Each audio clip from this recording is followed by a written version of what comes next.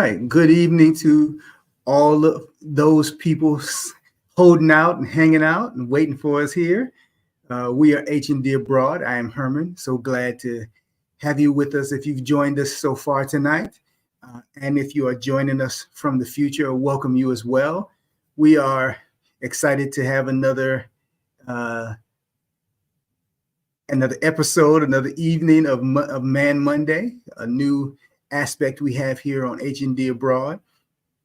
Here at H&D Abroad, we work to help Black couples see moving abroad as a plan A. And we do that through my wife, Dee, and I sharing our journey and experience to move abroad and find a place that feels like home. We are mid-career professionals, which means we're still working. We're still got lives to take care of and people to manage and experiences to go through. So we're not ending our lives. We're not sitting back and chilling, but we are going into the experience of travel with the expectation of learning and growing and doing that through building a community with you. So if that sounds good to you and you are new to our channel, we ask that you would subscribe to our channel, but take first a moment and like this video and then share it with those who you think would benefit from this conversation. Everything we do here is a conversation. It's not me here to talk to our guests and us talk and you listen. This is a conversation. So we ask you to jump in the chat. Let us know you're here. Have a little fun with us as we discuss ways to grow as Black people. And in particular on Monday nights as Black men. Please share this with the Black men in your lives. We're trying to expand the community of Black men joining together as we try to find ways to interact with each other in a positive way and become really strong community for one another. So we're going to jump right into our conversation tonight. I got a couple of my boys on with me. There we go. Got everybody in. Make sure everybody's off mute. All right. There we go. All right, Steve, you got to unmute yourself, it says. So gotcha. There we go. So start off with welcome, fellas. Glad that you're here. And I will let you introduce yourselves. We'll start with Dave and then Steve.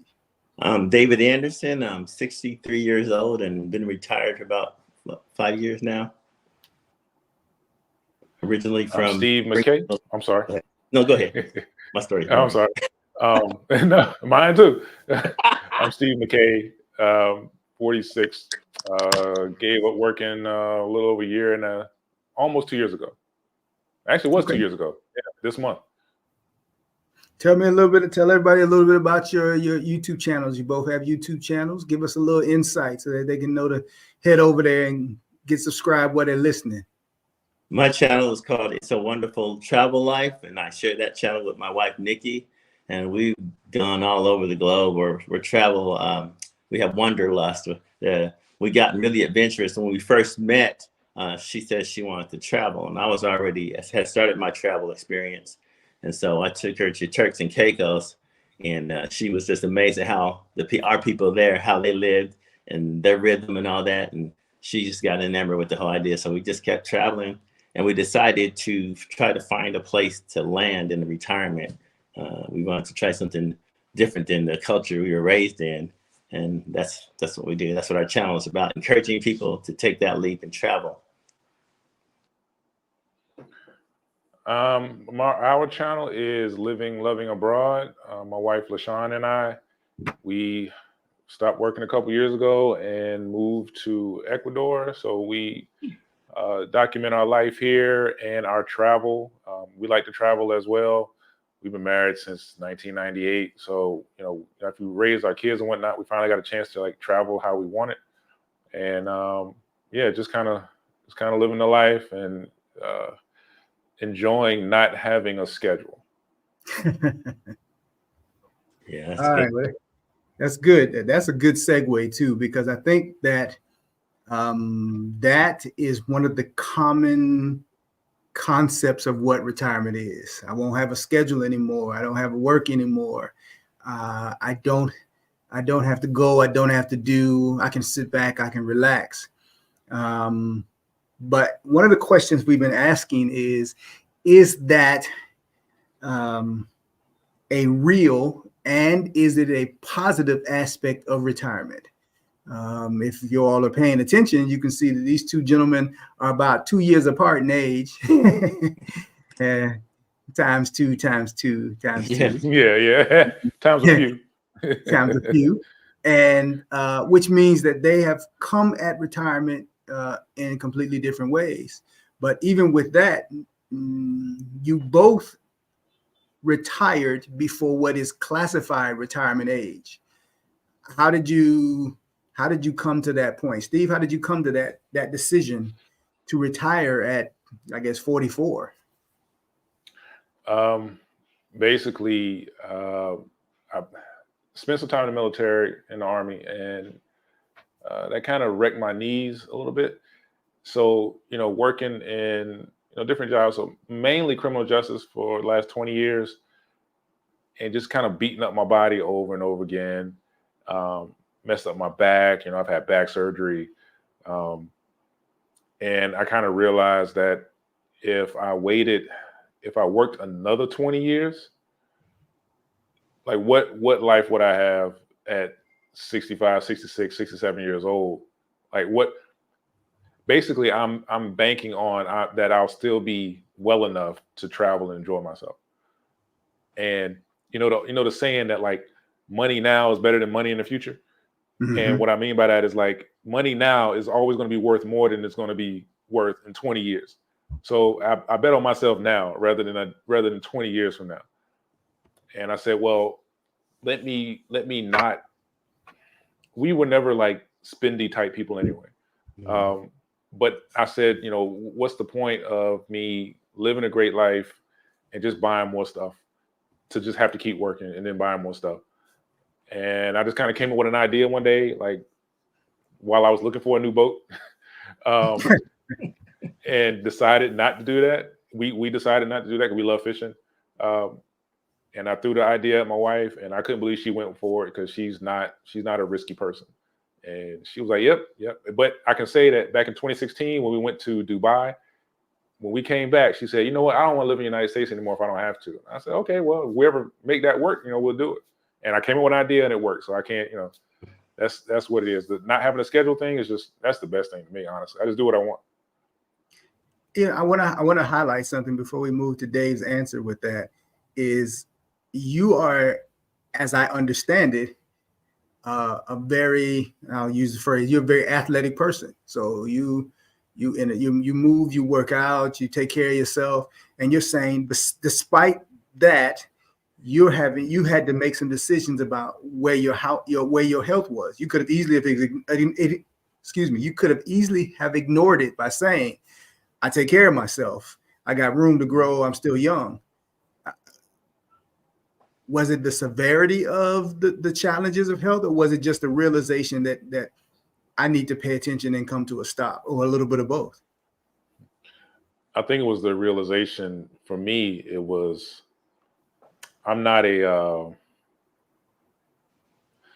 inherently, I'm not a planner. So I like to handle things as they happen.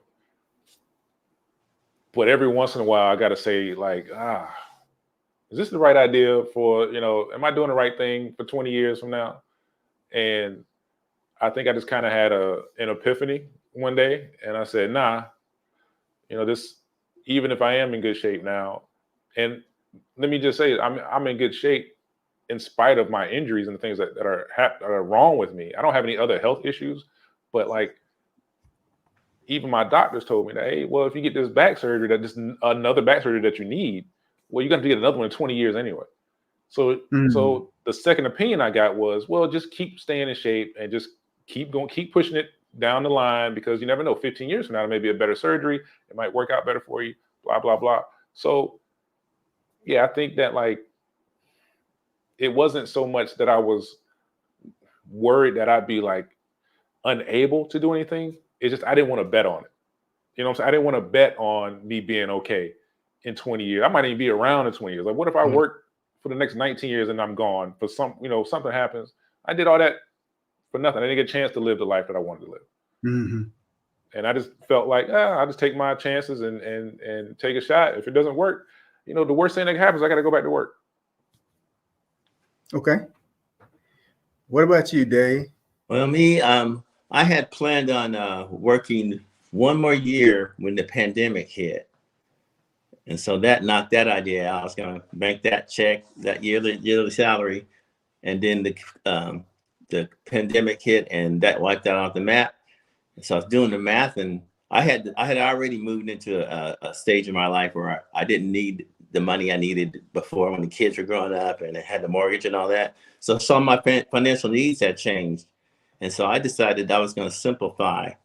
And by that time, I had started traveling to different countries and seeing how people lived off of the resorts, seeing how do they seem happy. They seem content. This doesn't make any sense. And I went into that thinking, what's wrong with them? And then the more I hung around people from different countries, our people, I saw something was wrong with me. And I have bought into the idea of consumerism, that I had to have things and a new thing, better than the last new thing. And that was something that was almost subliminal. And so I looked at, if they're living like this, I can live in a simple way with my resources. I can live in a way that's more wholesome, gives me freedom, gives me that the absence of stress of just striving all the time. One of my friends told me, we went into a church together and we said, we're always in crisis mode. We're good at crisis, but why do we have to be good at crisis all the time? We live in this crisis mode, having to go from one challenge to the next. And I don't see my friends in other countries doing that, So in this conversation, redefining retirement, mm-hmm. one of the things that comes up regularly in the conversation is what I think you just mentioned, David, and that's how we as people, how we as men, how we as Black men work. I think one of the things that defines men is that we define ourselves by the work that we do and how we work, mm-hmm. and how we are perceived in the work that we do. Mm-hmm. And so for a lot of men, retirement can be doomsday-ish.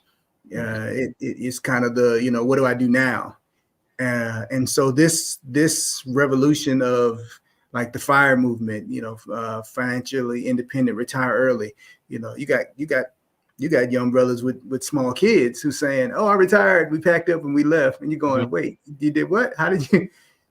And Steven, you said, you're not inherently a planner, and I think unfortunately that applies to a lot of us. Yeah, we get used to the concept of moving with life as it goes. Okay, this needs to happen. Let's take care of that. Okay, this needs to happen. Let's take care of that. Okay, this needs to happen. Let's take care of that. And then our partners get to the end of our lives and go, "You left me with nothing. You didn't. Where's the stuff? Where's the pack up?" Moving into an early retirement potentially puts you in a place to rethink that, because now you got to deal with life from a different perspective. You either are self-employed, where you control when you come and go because you're retired from the norm, or you are completely retired, and then where do we maximize our income? How did you plan? Even though you say you don't plan, how are you planning? How did you plan in the conversations with your wives to say, you know what, I'm not going to be a regular employee anymore? What was that conversation? How did you make that move? You want to go first, David? Yeah, I can't. I'm a big talker. I need the rest of the whole show time to say everything. Me and Nikki, we had an epiphany where I think we're eating lobster on the beach or something, and she says, "I don't want to go back," and I said, "I don't either. Let's not go back." And we were joking, but then that turned into a serious conversation about let's do the numbers. Let's do these numbers. Let's get informed about how things work as far as the currency exchange and all that. and the price of land and the cost of living. So we started gathering a lot of data, and that idea just got more serious. And then she started interviewing international schools, and we started looking at Kenya. We went over to Spain to Murcia at a school she wants to teach at. And so that thing just snowballed. So we had planned to go transatlantic, but then this school in Mazatlan posted they needed a teacher, and she applied for it. So that we were already prepared for a bigger move. So this was just it's kind of a downsized, Fisher Price move for us, and it worked out well for us. But we weren't really big planners. We just knew we weren't going to stay here. We're not going to stay here the rest of our lives. We want to go to some of the places and live in that environment that we experienced for 10 days at a time. We wanted to do that for years. And doing the math, it wasn't as expensive as I thought it was. And I think a lot of people think it's more expensive. Now, if you go to the Riviera and all that, that's what you do. That's your taste. Yeah, you're going to pay for it. But we're simple. It's easy. We're easy people. We're kind of country, really. And so you just give me a place where I can fish and where people are nice and I can make some buddies. Then I'm good. I do a little teaching on the side. The new retirement is not sitting on your butt and just disintegrating. You're sharing your knowledge with people. You're sharing your experience with people, and you find stuff to do to contribute to your new community. Yeah.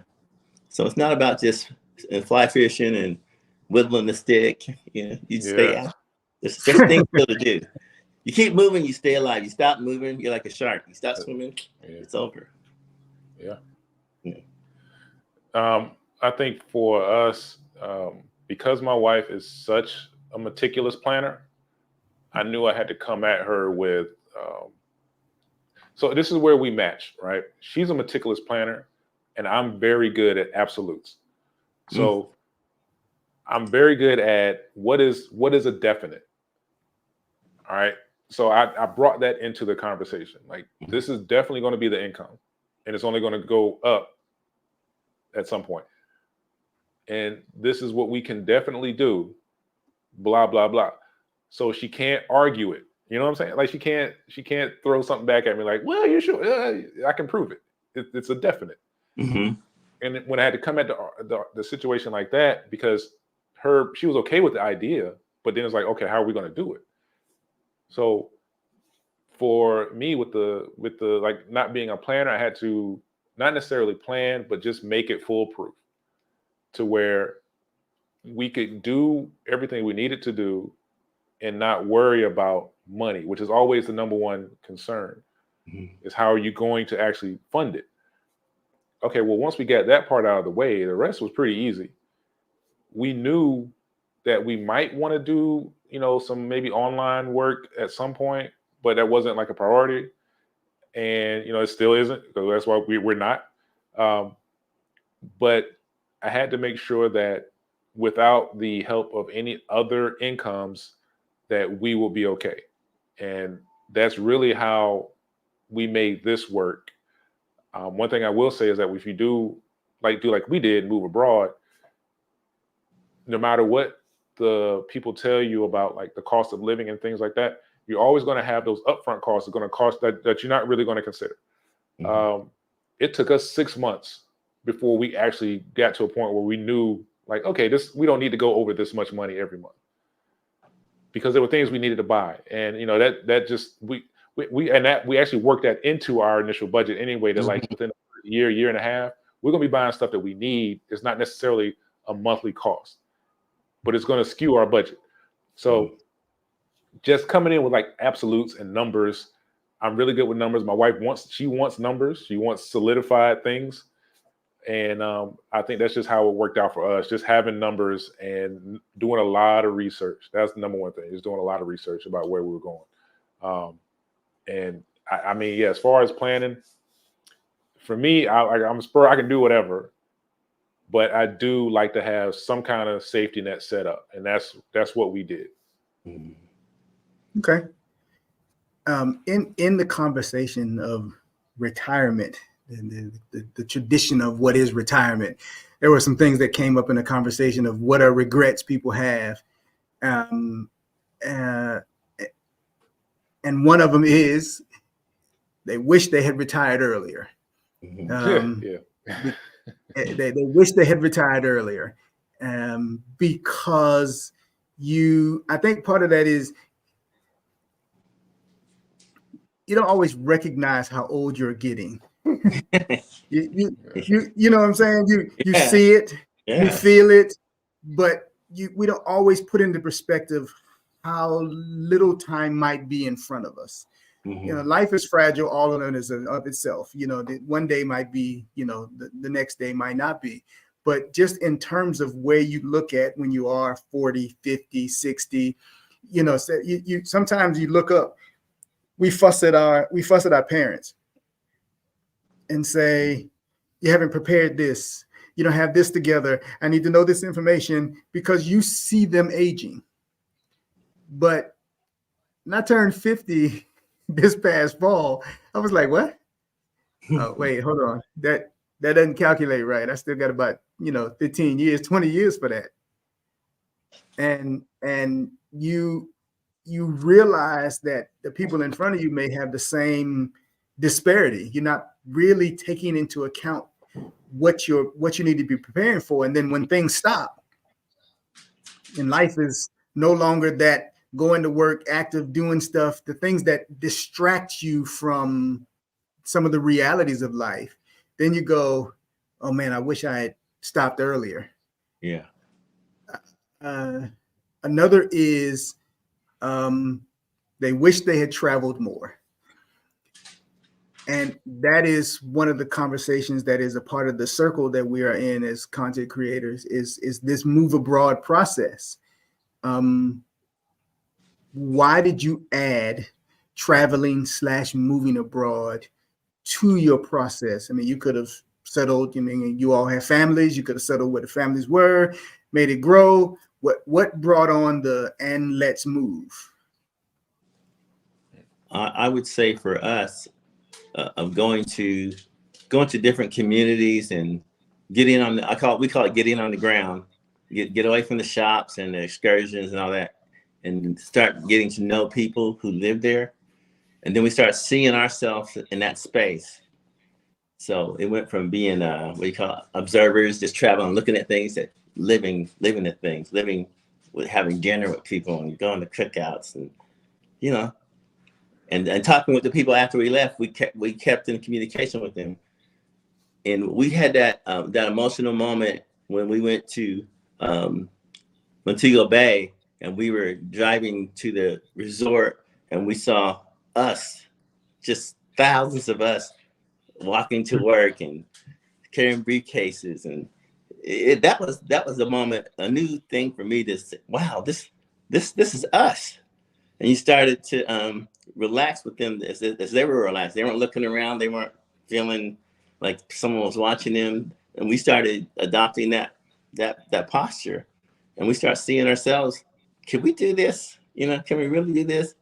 And so we kept traveling, but we had changed how we looked at the traveling. It wasn't a vacation. It was learning how these people were living the way they were living. And nobody was starving and sitting in the dust. They were thriving and living productive lives. And we saw ourselves in that space. And so we started looking, that's how it transferred from just being travel people to, we're going to find somewhere to land so we can be ourselves. Who are we outside of buying this stuff? Your identity is what you're wearing, what shoes you have on. That's ridiculous, really. Mm-hmm. This guy doesn't have the shoes I have on, but he has a little fishing boat, and he goes out with his sons and his brothers, and they fish every day, and they bring it back, and everybody eats, and they seem totally happy without all the garbage we have. And my wife, she's more that she is the planner for us, but she handles the monthly budgets and what we need to do, and I handle the security and how we use AAB safely. And even in traveling, that thing where I was more interested in security has diminished now. I learned to see that everybody's not on edge like me, and everybody's relaxed. So it's even helped me when I go other places. I relax like they do. Nobody's looking at me funny. When I talk to somebody, they answer my questions. They're real nice. And so we want to live where we could detox from all that. And so we just start looking for places to do that where we could land. Yeah, that's how we did it. Okay. For us, the travel thing was something that we really got into. Once both the kids were grown and out of the house, we really got into traveling and a lot more because of my schedule that I had for years. I always had a weird schedule. We hardly ever were on the same schedule, and we've been married since '98.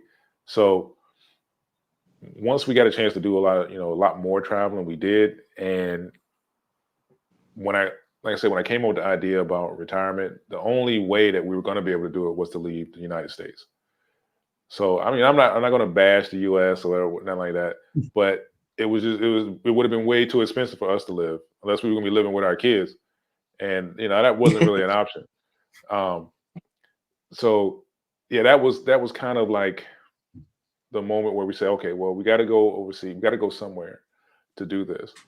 And now we've put ourselves in a position where we can still travel and enjoy ourselves and do the things that we like to do, because we do like to see, like you were saying, you got to go to the places that are away from the tourist traps. Mm-hmm.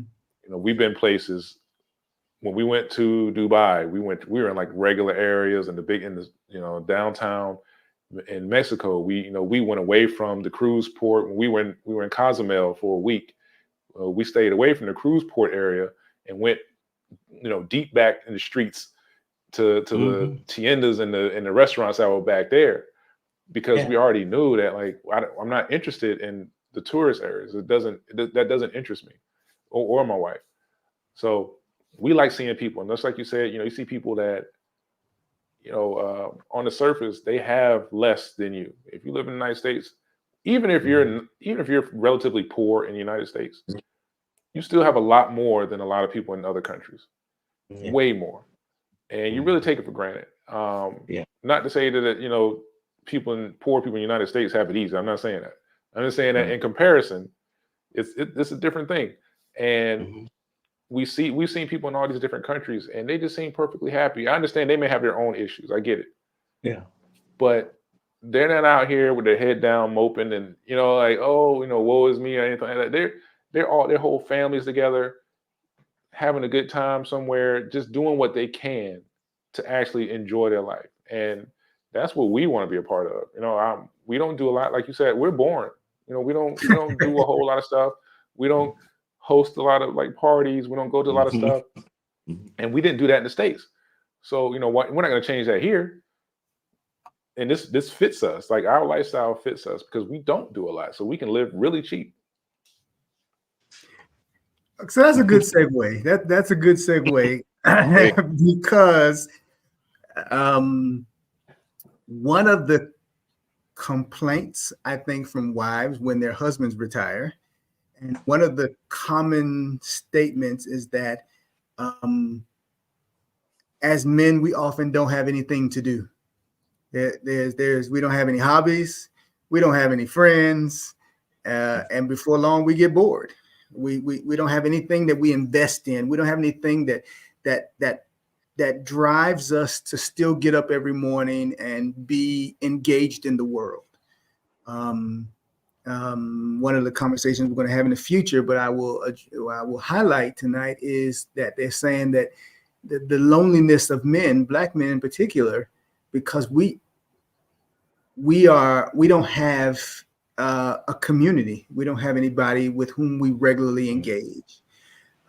We are losing contact with the few friends that we had. Our friend life was the people at our jobs or whoever we were in school with. And as we make shifts away from those centralized groups of people, we find ourselves alone. And some of us are trying to make our wives our de facto best friend, which works for some people. That's not a criticism, but we don't find a way to have outlets. We don't find ways to advance ourselves. In downsizing yourself from the work life. It looked like we lost Dave for a minute there. Yeah. Steven, how are you keeping busy? How are you keeping engaged? How are you keeping active in the work? Let me say this. Everything that you just mentioned This is the one thing that's different about me and LaShawn. Okay. Because you can reverse that for our situation. I can always, my entire life, I can always entertain myself. I will always motivate myself to like get up in the morning, go work out, or I'll play some video games. I can always find something. My wife, less so. You know, she doesn't have like a lot of, now she has things that she likes to do, especially like plants, stuff like that.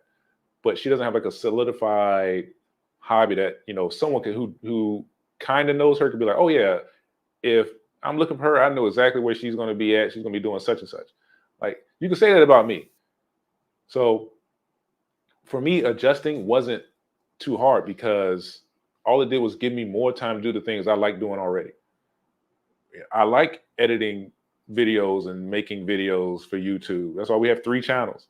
You know, I like talking about movies. That's why I have my second channel is talking about movies and TV shows and stuff. So like not working just gives me the time to actually do that and taught myself how to edit and do all the things that I do. It gives me time to go work out. I'll hit the weight room in the morning and I'll go to the boxing gym in the evening.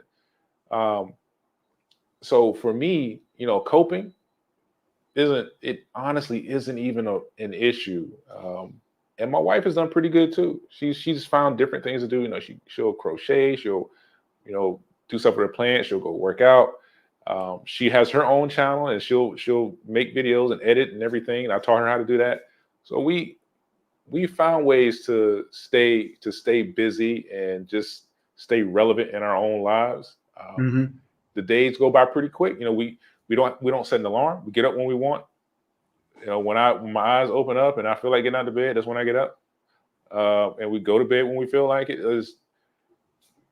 We don't mind the moments of boredom because, you know, they're kind of few and far between because we can always entertain ourselves. And then every once in a while we might just go out and, you know, chill with some friends and stuff.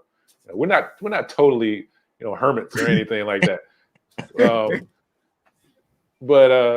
Yeah, it wasn't for us. I can just say for us. I can't speak for everybody. For us, it wasn't difficult because we don't need a lot of outside interaction. You know, we don't need to be around a lot of people, and we don't need to, you know, go out drinking and doing stuff. Like our personalities don't need it. So that was kind of easy for us. I can't speak for everybody. I know some people it's just more difficult.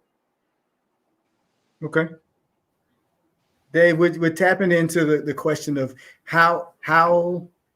what is your occupied life or lack of since retirement? Because it depends. It's different for different people. Some people get engaged and have things to do, and some people don't. Yeah, we kind of mirror Steve and his wife. We always say we are each other's person, and we were waiting to meet each other all our lives, and now that we do, we don't want to be apart. It's not something. It's just weird to be apart, and it was always natural for us. We've been married for 3 years this May, but we'd rather sit on the couch and look at each other. We'll sit on the couch and she'll sit with her feet toward me and mine toward her, and we'll just kind of touch our feet and read or whatever we're doing. Sometimes not even talk, but we're just together. Now, since we moved, now we go out with the local people there, and there's a big group of expats that just descended on us, helped us get set up, answer questions that we needed answered, and we're gonna really interact with them a whole lot. But we're really content to just go sit. We went and sat on a seawall and watched the sun go down, and you know, we don't need to party or do anything loud. We just do that, and then we go home and, you know, be thankful for the lives that we have and that we had that time to spend together. And we're not distracted by outside stuff so much now. And maybe we did that when we were younger, but no, we don't need it. Yeah. Can I say something real quick, Herm? I Go had a comment on that. I think to give people like a little context about our lives, I honestly think the most difficult decision we make any day is what's for dinner and who's gonna cook. Yeah. Like, we don't have that. That's the hardest thing I gotta figure out. Yeah. Me and Herman don't have that problem. we have we're the designated chefs now, so. Yeah. I think it is my personal desire, because life has been so busy, because life has been so demanding, that I really begin to have more time with thee. That is time that we spend. But I also recognize for me that I have to expand my boundaries a little bit, because the empath that I am, the energetic person that I am, um, I don't all. I'm trying to make sure that she does not end up the person I pour my whole bucket of water on at the end of the day. Mm-hmm. I had a conversation with a gentleman. He was talking about how he had a bad day and he couldn't sleep, and he he got up close to his kids and held his kids before they went to school. And he was like, after they went to school, after holding them, he felt better. And I was like, that's excellent. That's the way it should be. I said, but are you aware that you potentially unconsciously could have transferred some of your bad energy on them? And they took that to school with them today. Mm-hmm. I think sometimes we miss that when we don't have reasonable. I'm not talking about the two of you. I'm just saying, it's just general, that when we don't have some kind of outlet that in which we engage life individually, we find single sources to pour into that then can become detrimental to the people around us. Mm-hmm. Listening to you, Steven, and knowing from conversations we've had before, you are crazy active. You are, we talked about, you work out, but like you said, you do the movies, you do the editing, you do gaming, you are burning some energy. Dave, I know you got photography and cooking, and and it shows in the energy that you have. In any conversation I've had with you, I've never heard either of you kind of in that mopey, draggy, oh, it's the long day kind of thing. And I think not only is it the quote unquote retired life, but I also think it is the what it comes off to me as the positive use of the time you have. How do you take that time and use it in a way that benefits you and the people around you? Tell me if I'm misunderstanding or if I'm reading that wrong. No, you got it right. You got it right. Can you hear me? Yeah. Yeah. I can't hear you for some reason. You can't hear me? Or you can't hear either one of us? It's something I did. I don't know.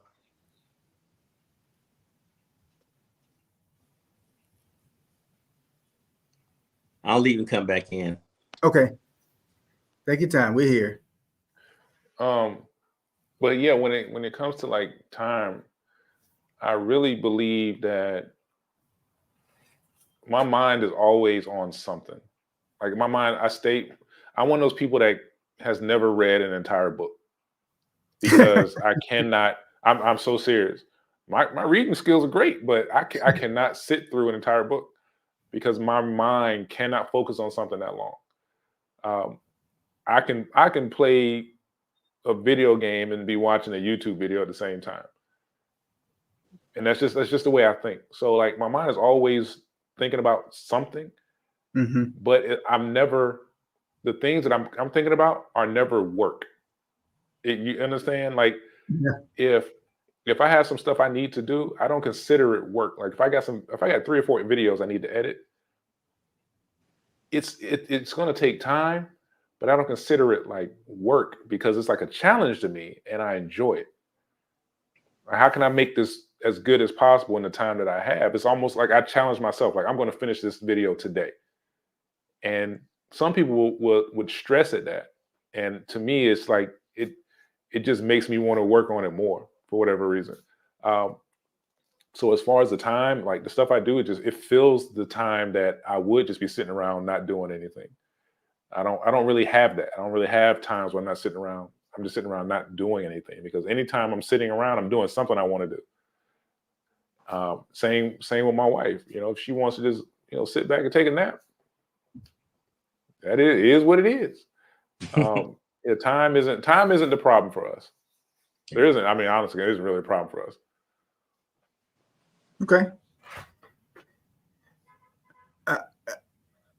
Here's a personal question, and I think you all have kind of answered it, and again, I think that you all are, to be perfectly honest, untraditional in the way of what is retirement. Yeah. But what are the relationship shifts? I mean, you now are you went from we're gone all the time, we're working, to now we're always together. There are people who have fear of that from either side of the relationship spectrum. Oh my God, he's going to be here all the time, or oh my God, I'm never going to be able to run away from her. I mean, there's whatever. What if any are the relationship shifts with your partner and potentially with any other close people in your sphere, your children, your parents, since you've not been a full-time digging the dirt, getting up at the crack of dawn, coming home late at night kind of employee? What's the difference? And with friends. Go ahead, Dave. Dave, I'll let you hit that one. Okay, so the difference is, and this is in context of our move, that there's a certain amount of stress in getting this done. And so we find, I find that me and you talked about, Herman, that you have to really use a lot more tender loving care, and you got to put that time in to sit and listen to where your partner's at, and vice versa. Mm-hmm. We're both very highly motivated people. So in the midst of doing all that, we still have to see what is the emotional stress of doing this, and how do we help each other with that. So we end up getting even closer and finding out more things about ourselves, because this is a unique situation, moving to another country. I think it could go either way, depending on how you nurture it.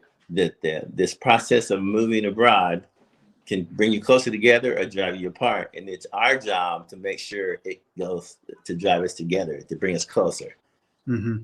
And not, you can have a bad day and you be overwhelmed, but you know what? She's overwhelmed too. And there's some aspects of this that Nikki can take that wear me down, and there's parts of it that she can take. That I can take that wear her down. And I think it's just made that way. We can hold each other up and encourage each other and see when we're struggling. Yeah. So I think it brings us closer together, but it does have the potential, if you're not careful, to put a wedge in there too. She's working harder than me. She definitely is, but what I have to bring to the table, I put it all out there. If she needs time and she wants to sit and talk to me, and for me to shut up and listen, I'll do that. I'll invest that time. Yeah. So it has brought us close together. The adventure of it, the excitement of it. When we get done, just bringing everything into the house, and we sit down on the couch and look at each other, and we did it. We did that part. Now we're ready to go tomorrow. The next challenge, bring it on. Absolutely. Mm-hmm. I think with any good, to give you like a sports analogy here, with any good sports league, you have a preseason to get ready, right? So for us, it just so happened, luck was on our side. As bad as COVID was, it was like our preseason for this, because she didn't go to work for like a year. She worked from home. I had to keep going to work because of my job. I got to a point where I'm like, oh my goodness, when you go to work, like this is insane. But it honestly got us ready for what we do now. We were always around each other anyway. We did everything together anyway, even before COVID. It's just that like COVID had us at a point where, yeah, this is what it's going to be like for us, sitting looking at each other every day. How are we going to deal with that? And I think that, if there was something good that came out of that, it's just that it prepped us. It prepped us for our life here. Like, we don't mind looking at each other, even when we get upset with each other. We've been married 26 years this year. So yeah, even when we get upset with each other, like, we're still like, what do you want to eat? You know what I'm saying? It's just life. I think that the thing that really helped us, honestly, was just COVID got us ready for our life now, honestly. That's a good one, huh? Yeah.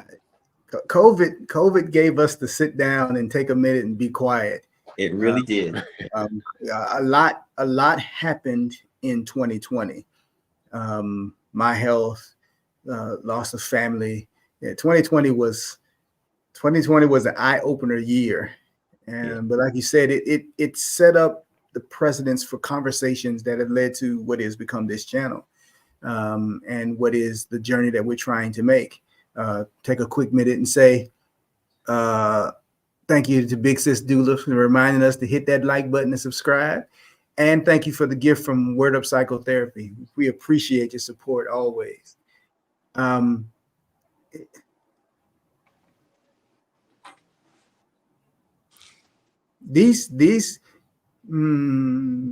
We talk about, Dee and I talk about in this move abroad conversation. There are some conversations that you need to have as a couple, if you're partnering and making this move, that you need to be having fully before you walk off the continent. Because if you aren't prepared to engage each other realistically, then when you're out there and there's nobody but the two of you, you don't know anybody, you don't know the language, and you're dealing with how you all individually deal with the social aspects of people, you got each other. And I think that retirement is another one of those kind of processes. Is if you don't know where you're going into retirement, then one day you just have somebody who wasn't at home now at home, or two people. If you retire kind of in the same time frame.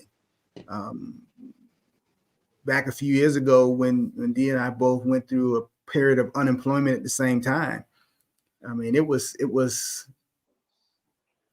all of a sudden everybody was home. We had to bring the kids home. We had to, and you got to be able to be prepared to say, where are we? How are we adjusting? What are we looking at? And so that relationship piece, I think, is a big point. I'm not gonna keep it much longer because Dave is having some real problems there. Let's see. Was there one other thing? Let's see. One of the last things people say in their regrets.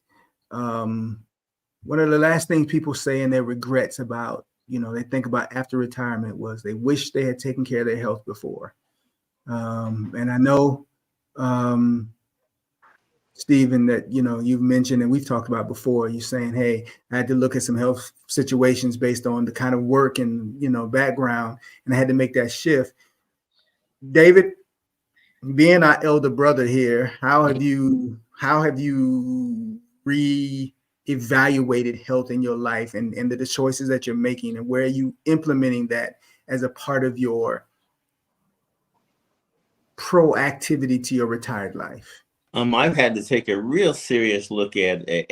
I had a heart stent put in earlier this year, and that changed a lot. So my wife, she's been vegan for a while, so I got on the bandwagon with her and started doing that. Lost, I think I weighed 326 pounds, and I got now I weigh about 257 pounds. So I had to lose that weight and start watching what I was eating. Be more responsible about how I was eating. If I wanted to enjoy the things we had planned on doing as far as moving, like Steve said, you start looking at that. You want to be around to enjoy it. You want to be able to walk around the island and all that. So made a drastic change in how I eat and getting rest, and yeah. Okay. Yeah. With that, health is, I think that's something that we ignore a lot, and especially in our community. And with a lot of the foods that you get, they're almost force fed to you in around the world. A lot of processed foods and stuff that we take for granted. It's like it was, I don't know how many years ago. It was years ago, maybe 2010. I gave up like processed meat, you know what I'm saying? So like processed sandwich meat and sodas and stuff like that. Mm-hmm. And I just occasionally have a soda, but I learned a long time ago that like these things will kill you slowly. Yeah. And I can honestly say that, like, for me, I'm one of the luckiest people I know, honestly, because I don't really have any health problems other than like physical issues that, I beat up my knees and my back for years. Mm-hmm. So, I knock on wood, but for me, I'm just honestly just insanely lucky to be my age without really any issues. But I also take care of myself. And I can't say that's the only reason, but I'm not going to stop doing it. Yeah. Mm-hmm. It is important. I think one of the key points I want to share here that we take away for this conversation today is planning. No matter what that looks like for you and your individual style and your family, you do not want to drop into retirement. You do not want to just show up one day in retirement. And I think as men, we really have to be mindful about what am I working towards, and the goal of retirement, and when is the best time for me? Do I need to be 62, 67, 87? Because there are people still pushing it at 70. 2/3 of our Congress people are older than my grandparents. They shouldn't be working. Yeah, for a number of reasons. Yeah. and so we are faced with looking at life broader. I think, especially for those of us who want to expand our lives with our partners, is we really want to say, how do we maximize the time that's in front of us? And I don't believe it's too late to save. I don't think it's too late to invest. I don't think it's too late to live better. And I don't think it's too late to love better, both ourselves and those around us. And so, to the fellas out there, let's tighten up. As a friend of mine used to say, let's tighten up. Because we aren't babies anymore. And even if you are 20 plus years old and 30 plus years old and thumping through your 40s, it's not too late. It's always a good time to say, how do I change my future? How do I reinvest in what's in front of me? And not just from a retirement standpoint, but just from a daily standpoint. It is an honor, gentlemen, to have you with me this evening. I appreciate the conversation time. Do they have one ending statement as a senior citizen here? Come on with it. Gentlemen, we have to get back the art of us talking together, of sharing experiences and sharing knowledge. That's been kind of lost to us. That's what you say, iron sharpening iron. That there's something that you have experienced, Herman, something you experienced, Steve, that will help me with something that's coming down the road. And it's something I can say.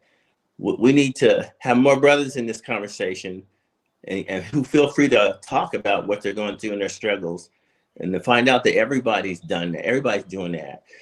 I think part of the retirement conversation is not just retiring from work. It's not even time from working, because we're still going to be working because we have a purpose.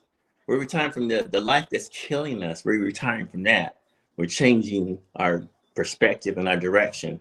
And we can do that by sharing with each other. How do you do it? What is downsizing? What is minimalizing? Do you have to have all the things you have? Were you created to have all these things and that was the goal?